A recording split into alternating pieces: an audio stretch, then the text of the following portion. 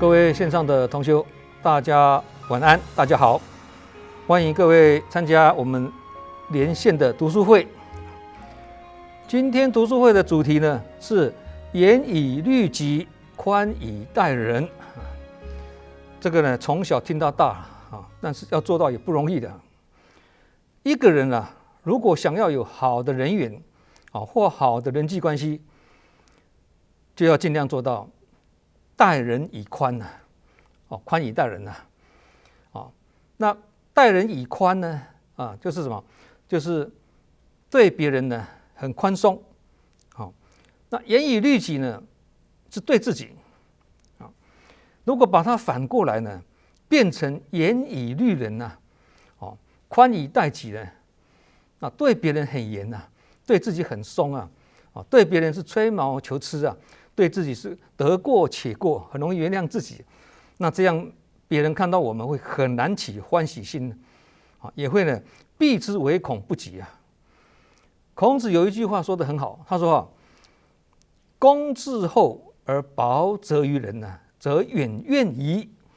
意思是说，一个人如果要求自己很严格，要求别人呢很宽松，这样就会什么远离怨恨，不容易跟别人呢结恶缘所以呢，待人跟律己的态度能够反映一个人的修养也是决定他能否有好的人际关系的重要的指标圣贤上人常常教诲弟子不要有管人的心态，而是要树立典范那这句话的意思就是说，管人不要有管人的心态，管人就是严以律人对别人很严格啦那要树立典范就是什么？就是严以律己强调自己要先培养好良好的身教，有了好的典范，才有可能以身去示教即使自己有了好的身教，也不能严格要求别人呢要做到跟我们一样，也不可以何况我们自己也是有很多不足之处而别人如果也是严格来要求我们，相信我们也是会有压力对不对？也会不舒服嘛所以上人又曾经开示过他说，常常照见别人缺点的人也需要别人来发现他的缺点这句话意思是说，我们如果一直去看别人的缺点那别人也会怎么样来注意看我们的缺点这样就会彼此越看越不顺眼我曾经被邀请加入一个小组后来我发现这个小组成立的目的呢，是要关怀另一个人数更多的团队那取名叫做关怀那其实用意是要怎么样？透过这个关怀呢去传递什么正确的讯息跟督导去跟督导人数比较多的那一个团队透过关怀然后去督导人数比较多的那个团队虽然这个动机也是好的啦要关心别人对，但因为呢有督导的性质在里面呢心灵上呢就会时时刻刻呢去关注到别人有没有缺失这样就会与什么就会跟只见己过不论人非，跟天天见己过不见他人过这样的做人原则呢会背道而驰的。我们心中如果有这样要注意别人缺点的这个心态的时候呢，就会跟刚刚这两句话呢有背道而驰所以一个人如果心中有管理别人的心态呢，就会很容易落入什么严以律人的迷失之中对别人很严格因为你要注意别人造成一直要去纠正别人的错误呢，而呢让人家不开心也无形中呢会把自己塑造成警察跟法官的角色这样要结好缘就比较难的啦。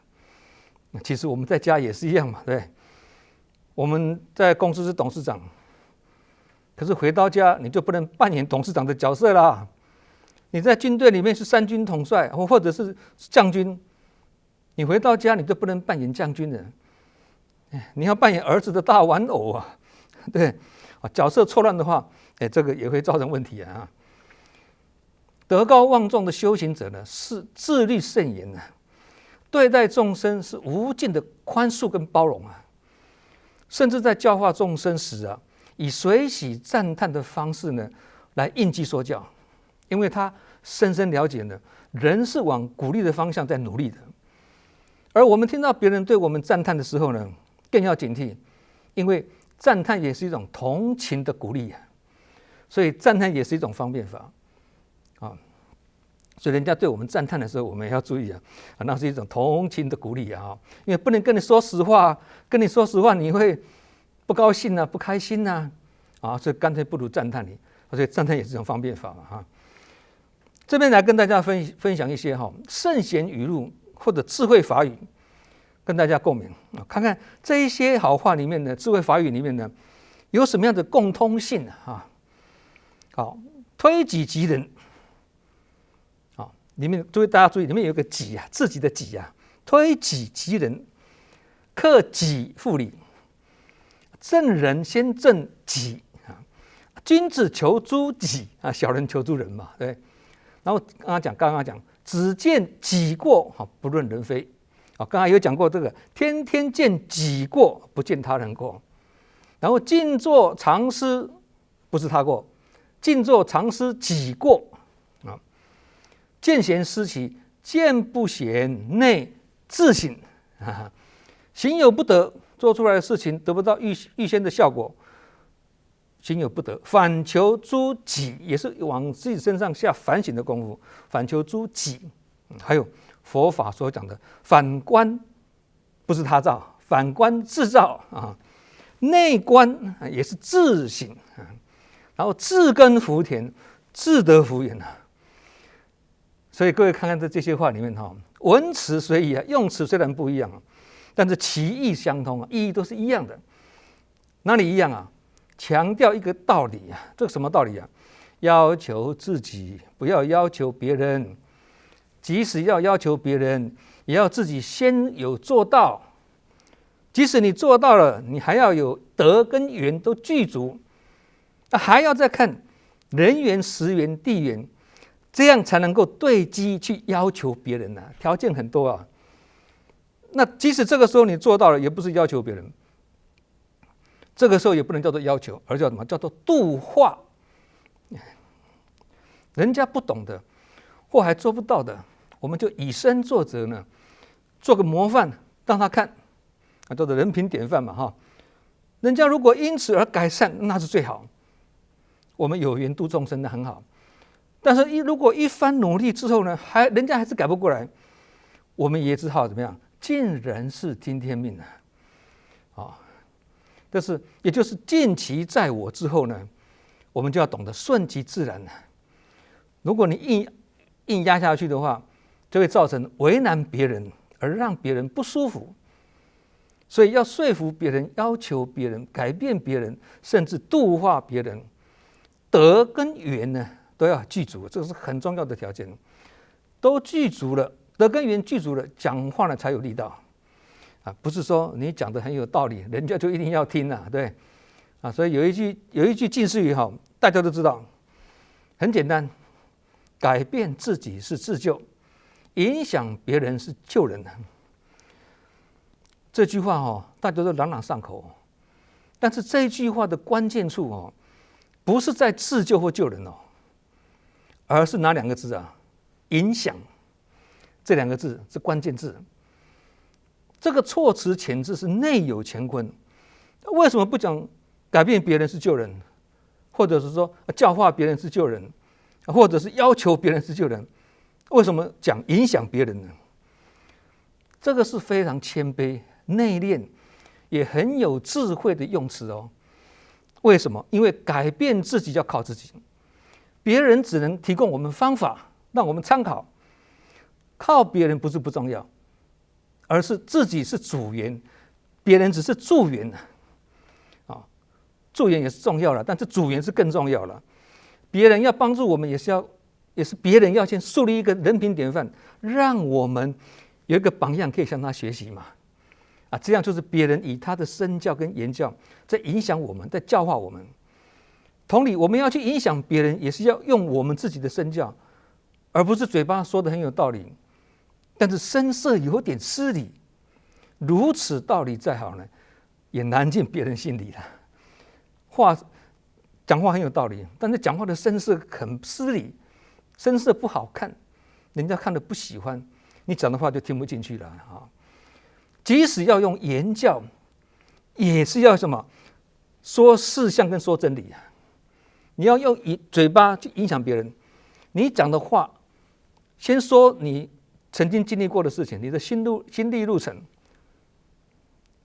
说你做过的事情啊，说事项就是俗事的意思了，跟说真理，而不是在说教，这个很重要，更不是在管人，是宽以待人呐。因为事情不会反弹，人会反弹。事情本身是很单纯的，但是人事很复杂啊，所以上人才说啊，要做人师，不要做经师。经文的经啊，经师是在说教，人师是在说法。说法人家会洗耳恭听啊，说教人家会心里不舒服啊，这个道理我们也很清楚啊。佛陀留给我们最大的遗产是什么？不是佛子，我们不是讲佛子舍利吗？佛牙舍利吗？而是法身舍利。法身舍利就是什么？就是真理，也就是佛陀的什么身教跟言教了。佛陀的身教跟言教就是真理啊。其实一些高僧大德啦，也是一样啊。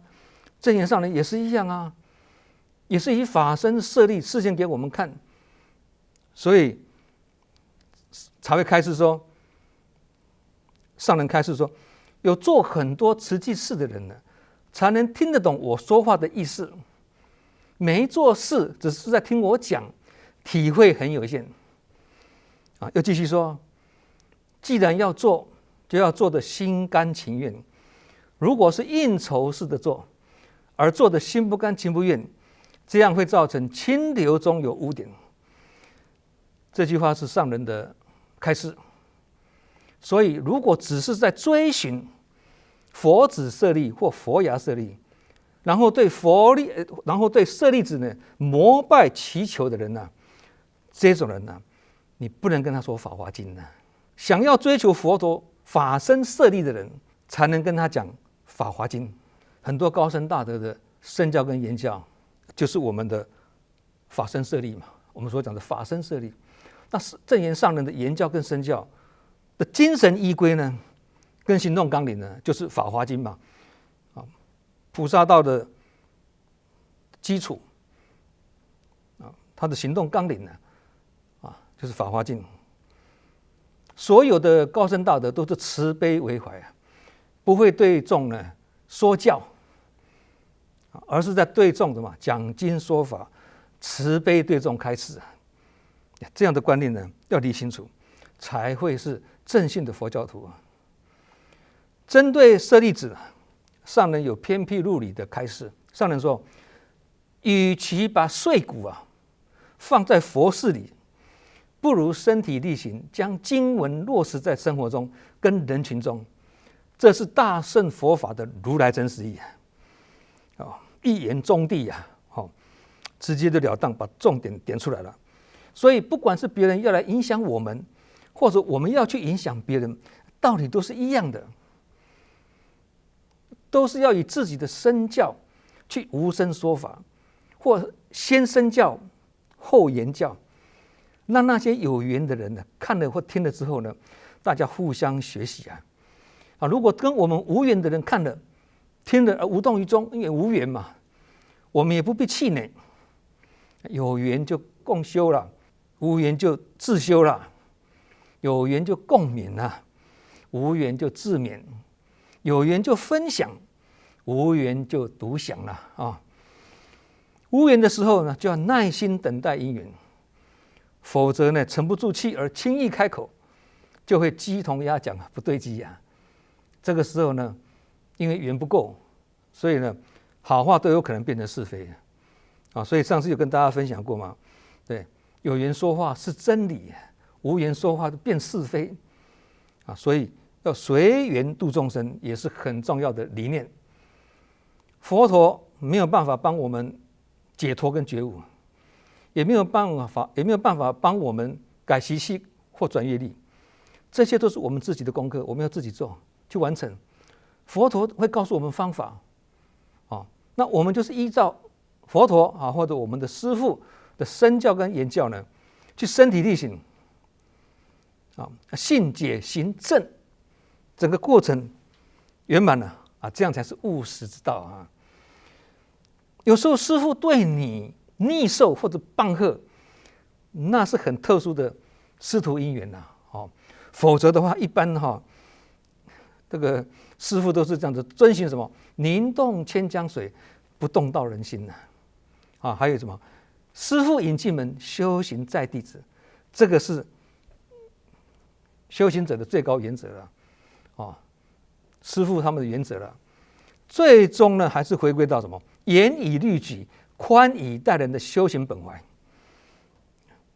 每一位出家的师父都是这样子慈悲为怀对待众生的了，这样子众生才会喜欢亲近师父嘛，套句俗话就是说结好众生缘呐，未成佛前先结好人缘，就是要这样子做与众生无缘的人呢，就不能成佛了嘛，所以要修行要或出家也好，想成佛也好，先结好众生缘你要结好众生缘，就是要待人以宽呐，对，所以师父不能选择弟子，但是弟子可以选择师父。师父对志工呢，只有感恩的本分，没有抱怨的权利的。其实不要讲做师父啦，师父对那些志工啦，我们志工之间彼此的对待也是一样的。你对别人只有感恩的本分啦，但是没有抱怨的权利嘛。对，你也志工，他也志工嘛，大家互相感恩，互相成就嘛。别人有缺点，你见不贤内自省就好，你不要去教训别人缘好那没关系的，你就跟他讲，你变成他的贵人但是没有把握之下修自己。有德之人就是以这样的信念呢来持眼视众生套一句古话来说叫什么？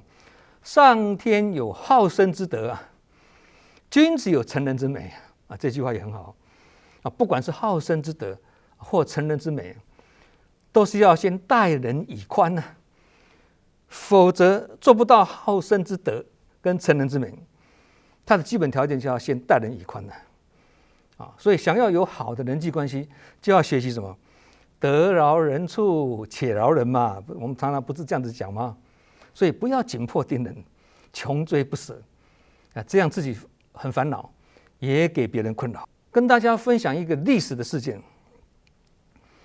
东德跟西德在统一之前呢，有一位东德的青年呢，因为要翻越这个柏林围墙嘛，而被射杀。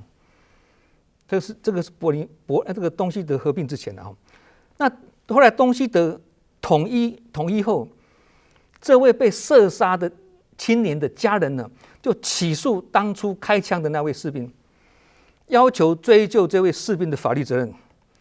在法庭上呢，这个开枪这位士兵的辩护律师他就辩称他说他就替这个开枪的这个士兵讲话嘛。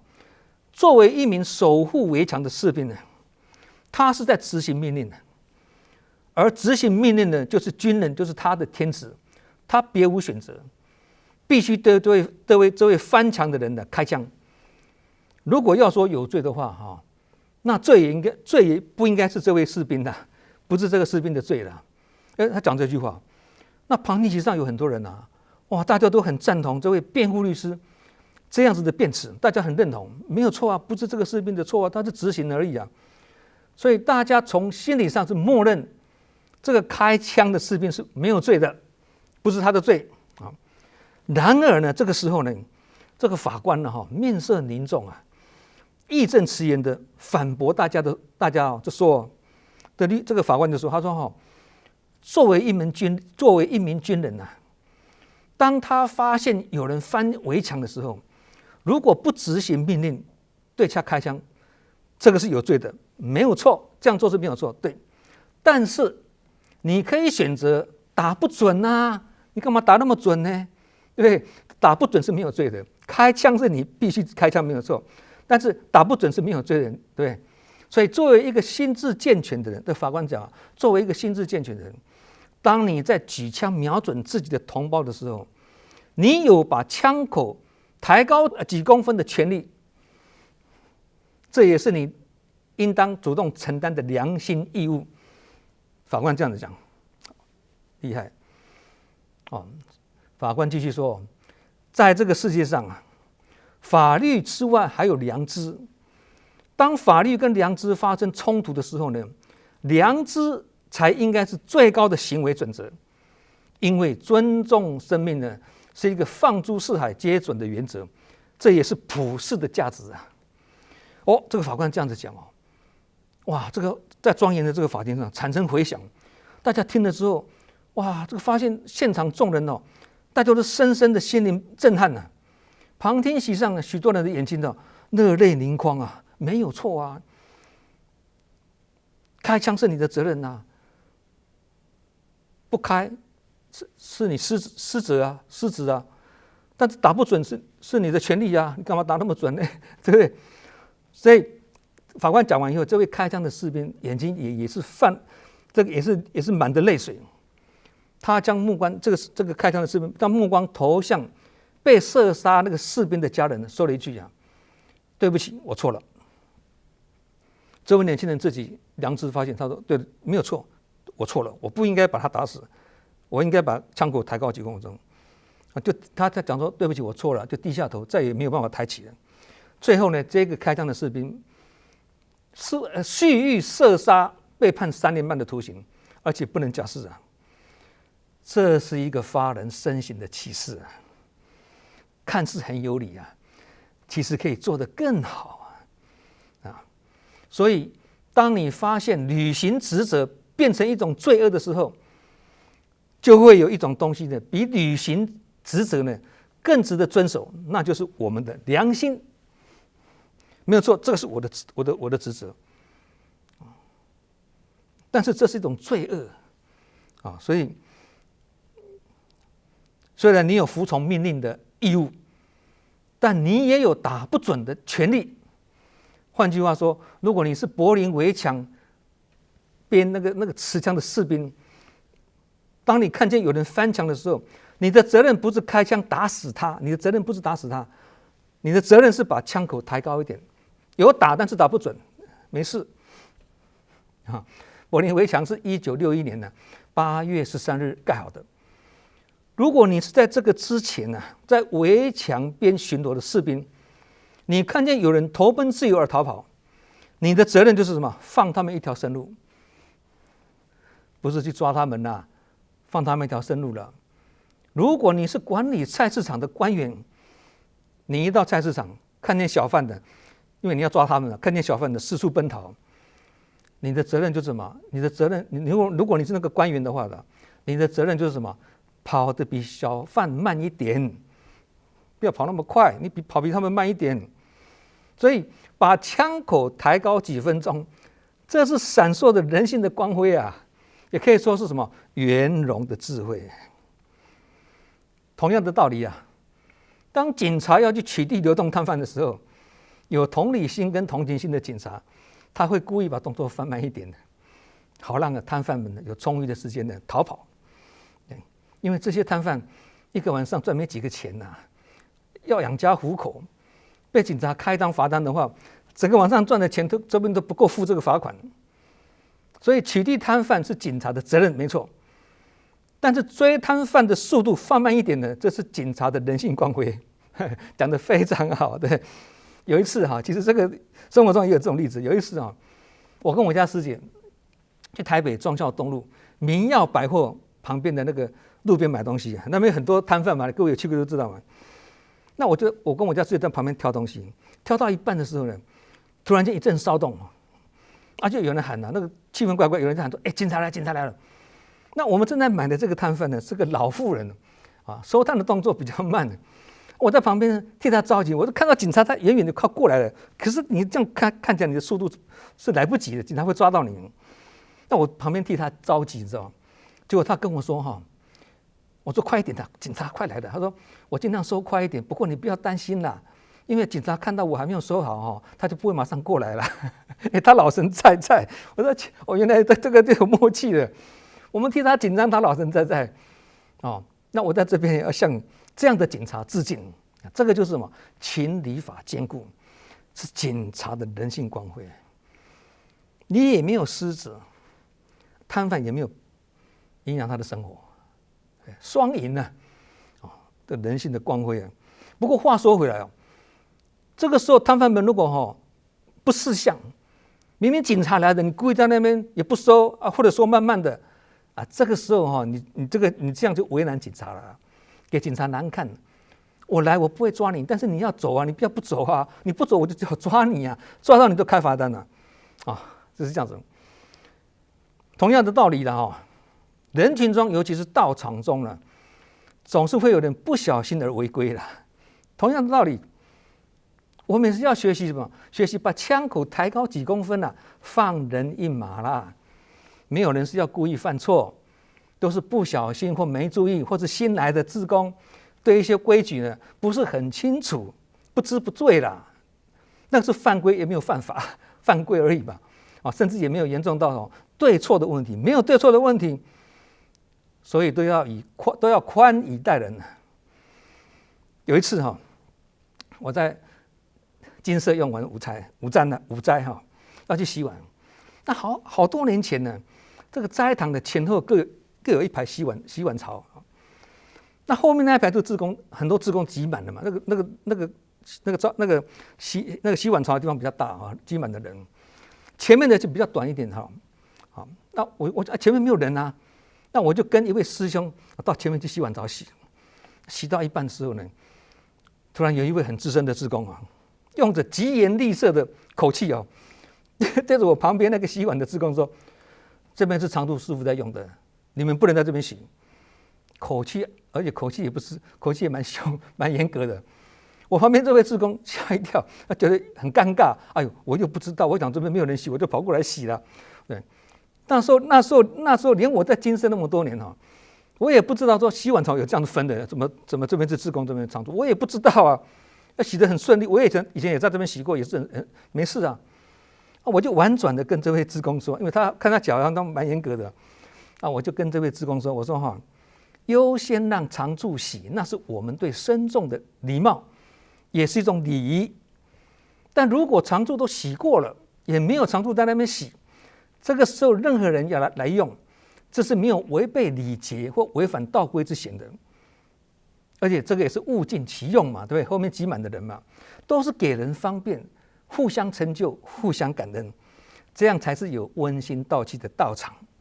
我用这句话呢跟这位志工讲，这位志工自身一定有自身的道理对不对？马上就自觉了马上觉得自己说话口气有点重没有人提醒我，点醒他一下，他就不好意思了，就离开了。这件事情到现在我还记忆犹新，也自我警惕。不要这样上人有一句词是叫什么？无处不道场，无人不是法。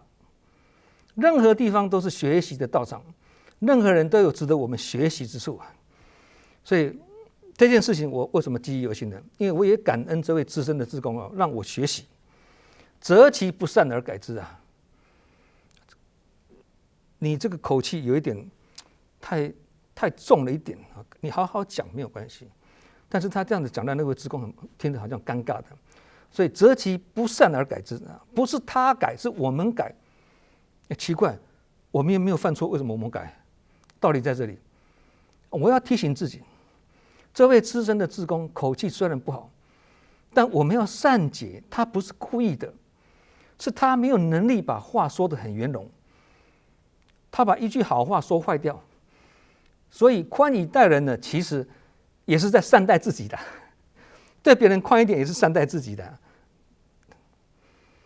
冷静的时候大家都对这样的道理都很清楚，但是境界现前的时候，很容易心碎尽转，忘得一干二净的，包括我们自己的所以这也是我们要注意的地方有些人虽然可以做到严以律己，但不一定可以做到宽以待人学佛的人也不例外为什么？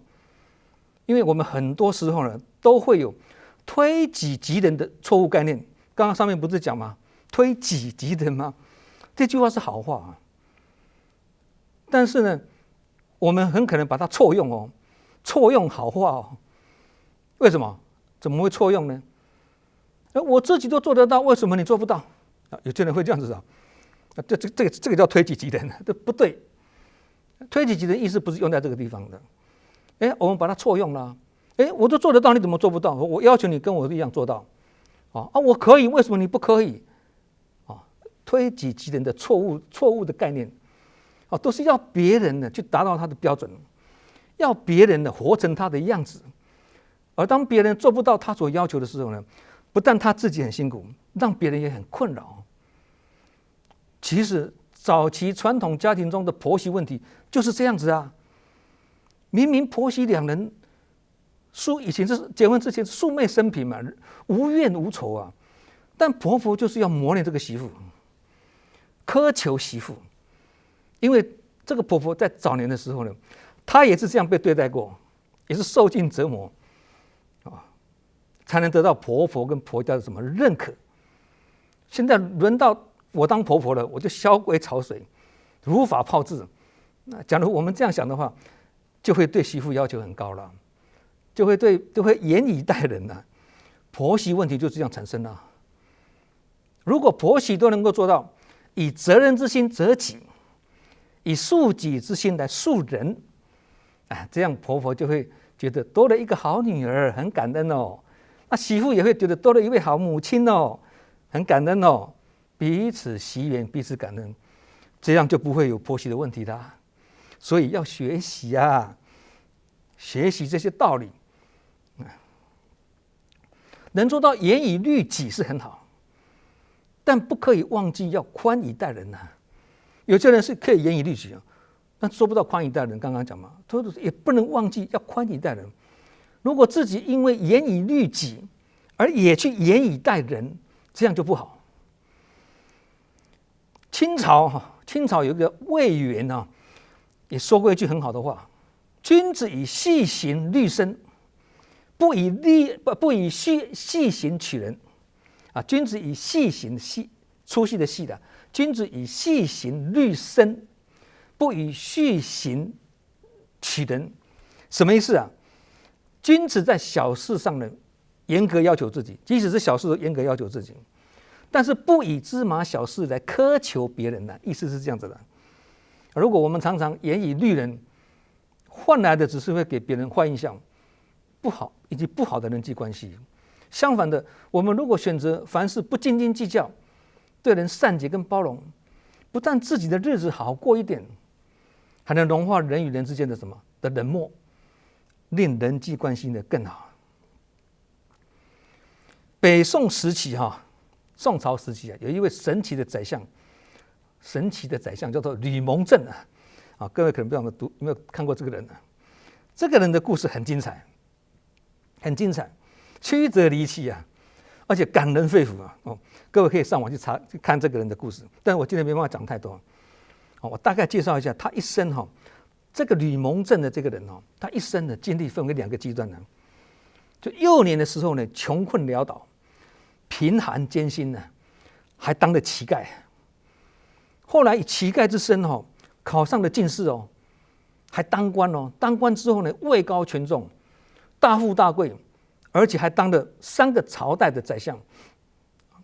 那吕蒙正的少年时期呢，因为父母不和，父亲就将他跟他妈妈赶出门。那他跟他妈妈就去投靠一间寺庙，得到这个方丈的这个救济为他们在山上开凿一座窑窟开一个洞让他们住在窑洞里面。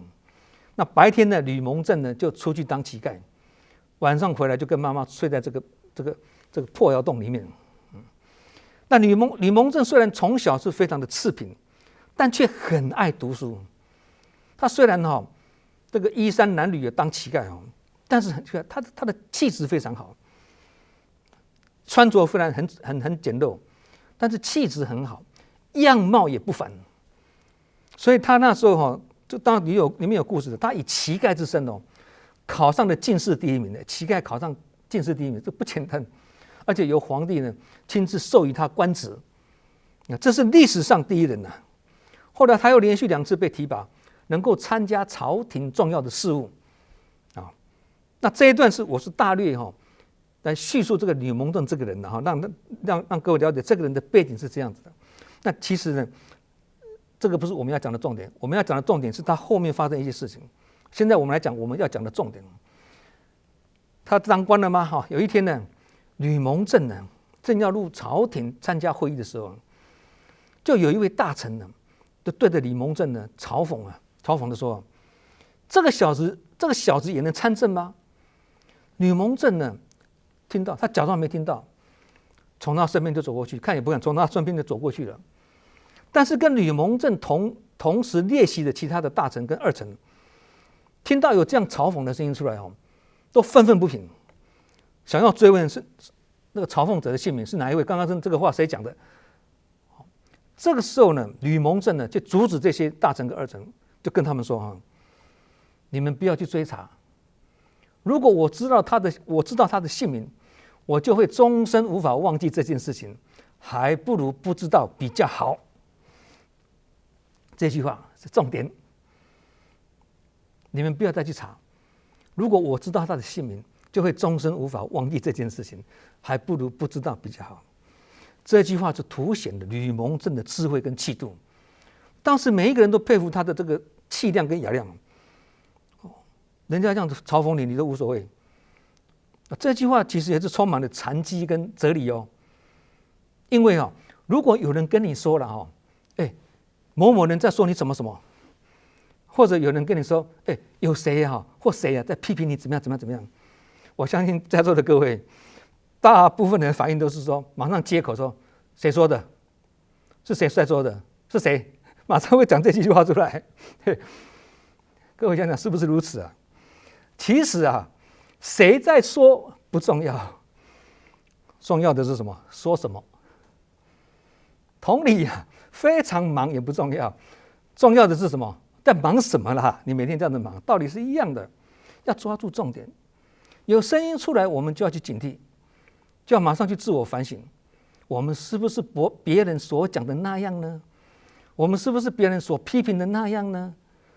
这时候我们如果拿孟子的一句话呢，来做准绳，做标准测试的准绳要怎么去应对，就清清楚楚了。怎么办？就怎么办呢？要拿一句话出来告诉我们怎么办这句话就是什么？自反而说，虽何宽博，无不罪焉呐。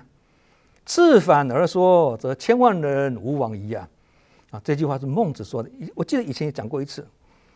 说自反而不说，自反而说这个说小的说就是什么正直正义的意思的，在这边解释了那整句话的解释就是说当别人对我们有所批评，我们自我反省之后，如果我们的言行有缺失或不圆满之处，的确是值得检讨的。即使批评的人只是何宽博，意思是什么？何就是穿的意思了就是穿着这个初一初步的人即使批评我们的人是穿个初一初步的人，那个贩夫走卒我们能不害怕不改进吗？批评我们的人是一个地位非常卑下的一个普通的人，我们也要很害怕。我们能够不改进吗？相反的，如果确定自己所做的事情是正直而有理的，而说嘛，说就是正直有理的嘛，那么即使面对千万人我们也毫无畏惧的怎么样，勇往直前。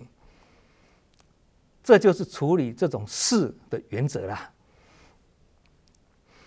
有一次我跟我家师姐那好多年前的，我那时候我在新加坡的时候有一次我跟我的内人跟我的师姐呢去美国探望我女儿他们住在旧金山那我们把一年的飞航累积的里程就用在美国的航程上，因为我常常东南亚飞来飞去嘛，那个距离都很短的要飞很久很久，那里程数加起来才能够用到飞美国来回的一趟，其中一趟而已。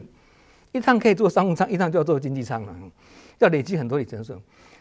那一次呢，不知是大德还是志工看见我们乘坐商务舱，他看到我没看到他，可说不定我也不认识他了他知道我，看到我跟我家师姐坐商务舱之后呢，他就托人向我反映。后来没有多久以后，他托人向我反映，表达他的不满啊。为什么不满呢？他以自己的心存定见跟先入为主呢，片面断定说，我拿公款做商务舱很不应该。他就这样子讲，他好像法官一样的，法官也要找证据的，对不对？他是说，他判定我说我拿公款做商务舱很不应该。那时候呢，我就向这个传话者解释，来跟我讲的这个人，我让他解释，我说机票是我自己花钱买的，商务舱是用累积里程数升等的那时候正言上人在呼吁大家清贫致富啊，克己复礼啊，生活要省吃俭用那我们自己省吃俭用的那时候跨国会务关怀也都是尽量选择搭乘廉价航空因为机票钱是自己付的其实实际付的我们也不能这样子花啦，对不对？我们尽量可以尽量省嘛。我们哪舍得去花2-3倍钱的钱去做商务舱呢？后来这位传话的志工去跟误会的那个人解释对方茅塞顿开原来是这样子但是我每次觉得说人就是如此嘛，对不对？还没有问清楚就马上开口。我上次不是讲过吗？这也是一种习气嘛，还没有问清楚就开口嘛，不是冤枉人就得罪人嘛。包括我们自己也会这样子对。其实呢，累积里程数可以升等商务舱，这是航空公司对乘客的奖励跟优惠嘛。放弃它也是一种不惜福，我是这样子觉得可以做，你为什么不做？对，做了它又不会坏掉，不必加价就可以做商务舱，这个我们不拒绝，不用加价钱让你做商务舱，我当然不拒绝但是如果有廉价航空可以搭，不要再浪费钱，我们也不排斥，以平常心试试才会正常当初那位传话给我的志工跟我说，如果当初那位传话给我听的那位志工跟我说有人看到技术上看到你跟你家师姐花实际的钱做商务舱这句话的时候，是很大的误会如果不经查证他没有查证，到处散播的话，这个对我可是一个不白之冤可是我并没有问这位传话者，那个乱讲话的人是谁？告诉我他是谁？我的想法是跟刚刚那位吕蒙正是一样的，不要告诉我他是谁，请你不要，你知道你也不要告诉我，我跟他认识你也不要告诉我。如果我知道他的姓名跟他是谁，我会终身无法忘记这件事情，还不如不知道比较好啦，对不对？这样原本平静的湖面呢，才不会起涟漪所以诸位同修，如果你有听到人家说你什么，先不要不高兴，先不要去问谁讲的，而是先把孟子那句话拿出来反观自照，自我反省之后，有则改之，无则加勉，之后就放下，这样就是什么？雁渡寒潭，雁去不留影这样也是一种心地功夫如果你急着问谁说的，而对方也告诉你是谁这样就完了，这样这个人会在你心中留下阴影这样就不好了。人生有时候刚刚讲嘛，得饶人处且饶人，因为别人能够在我们的宽容中感觉到我们的真诚，从而对方自己也会做出反思。哎呀，我们这样误会人家也不好对不对？对方会想我事情都还没有查清楚就对外讲出去换成被讲的人是我自己，我也会不舒服既然己所不欲，何必息事于人呢？对方也会这样反思嘛，我们也会人家对我们很好，我们反而冤枉人家，我们觉得不好意思对这个要有反省的这个能力明白每一个人都有自己的缺点，凡夫都免不了有习气，包括我们自己。我们宽以待人也不会令我们失去任何东西反而能够赢到别人的尊重。所以要学习一笑泯千愁，一笑不只可以泯千愁还可以遮百丑笑还可以遮百丑会笑的人比较美了，不笑的人怎么美？美女不笑也不会好看那个叫做耐看，要忍耐一下才看得下去。清朝有一名名臣叫做什么？左宗棠大家都听过这个名字吗？他喜欢下棋而且棋艺高超，很少有敌手。有一次呢，他要出征之前微服出巡要出征之前打仗之前就微服出巡，在街上看到个老人在摆棋阵，并且在招牌上写着天下第一棋手，自称自己是天下第一棋手。左宗棠就觉得这个老人很狂妄哦，立刻就过去挑战。没想到这个老人不堪一击啊，每盘都输。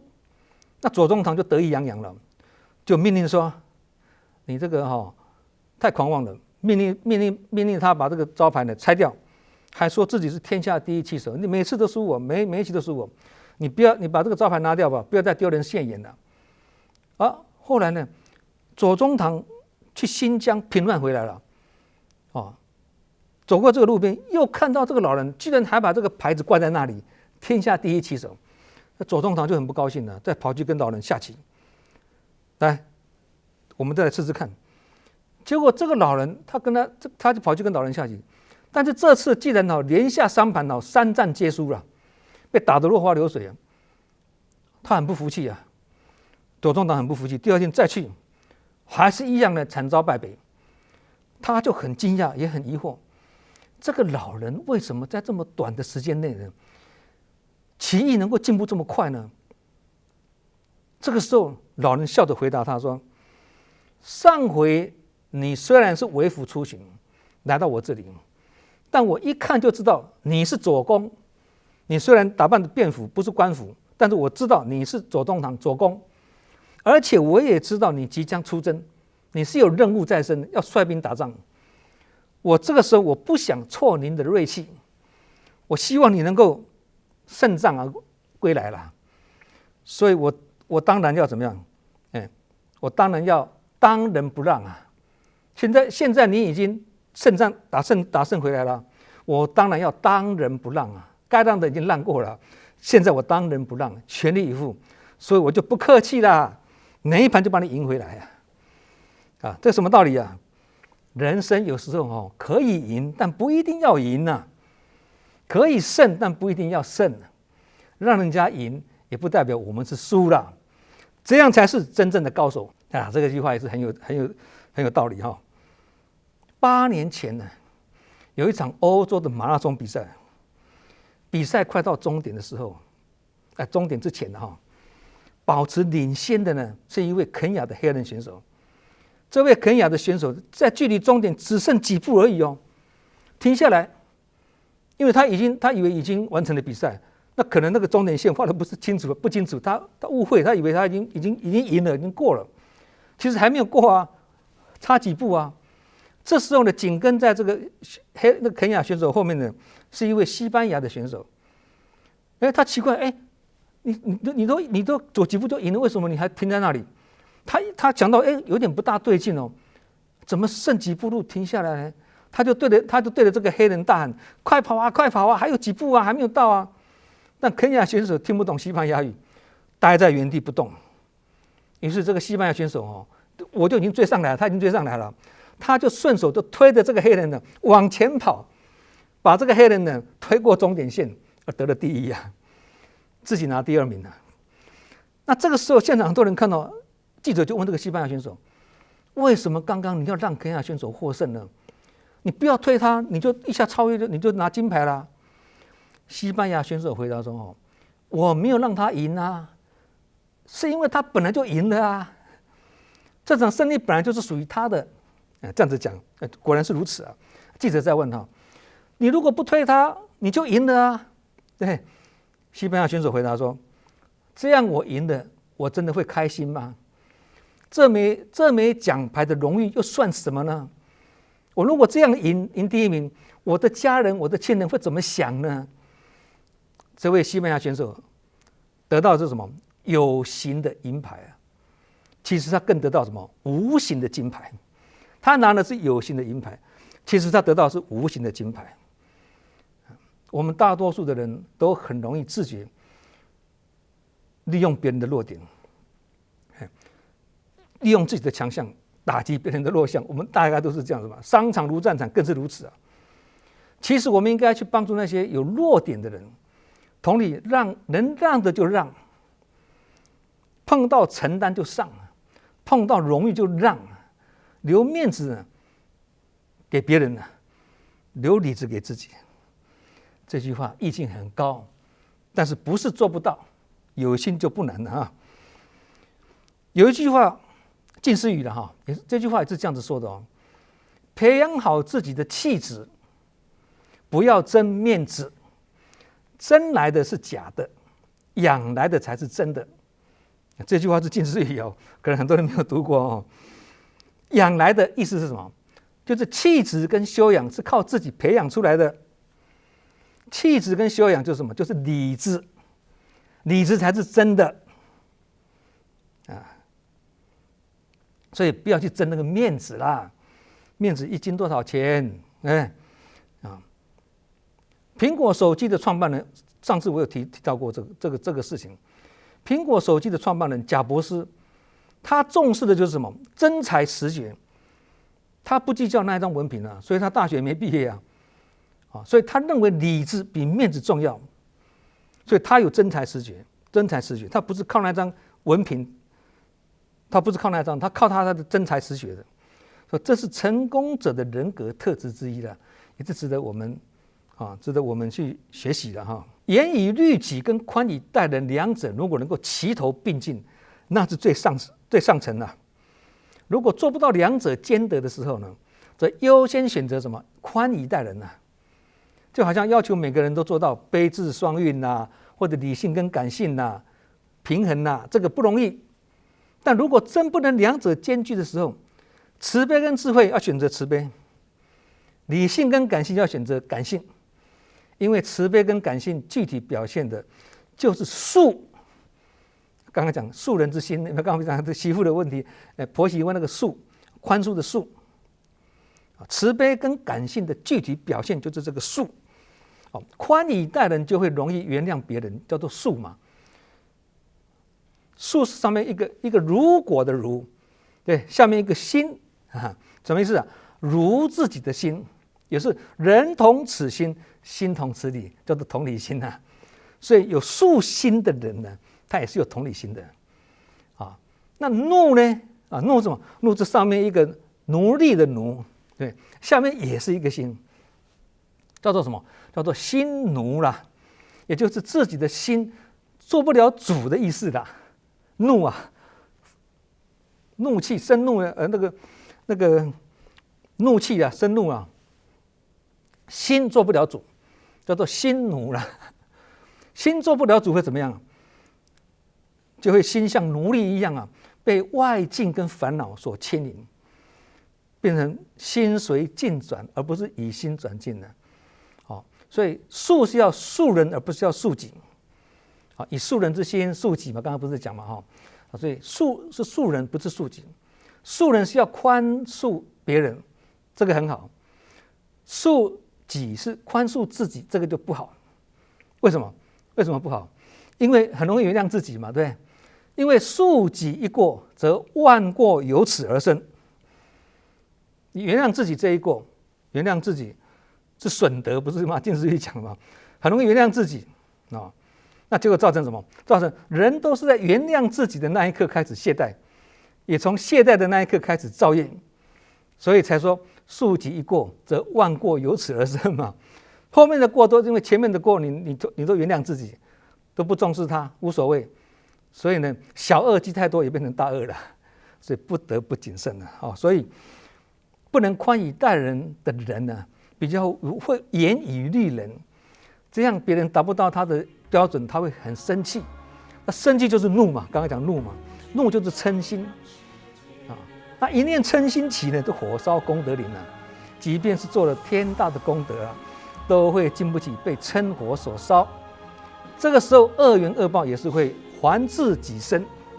各位想想，做不到待人以宽，我做不到待人以宽，看起来好像也没什么严重，也没什么嘛，但是会影响到这么深远，想到就会怕所以佛经才说嘛，身甘如薪嗔恚如火，未能烧他，先焦己身这句经文不会难懂，大家可以慢慢去体会，这也是人生的真谛好，我们今天的严以律己，宽以待人就到此结束。下周同一时间我们再会，祝福大家，感恩大家，再见。那是深深只是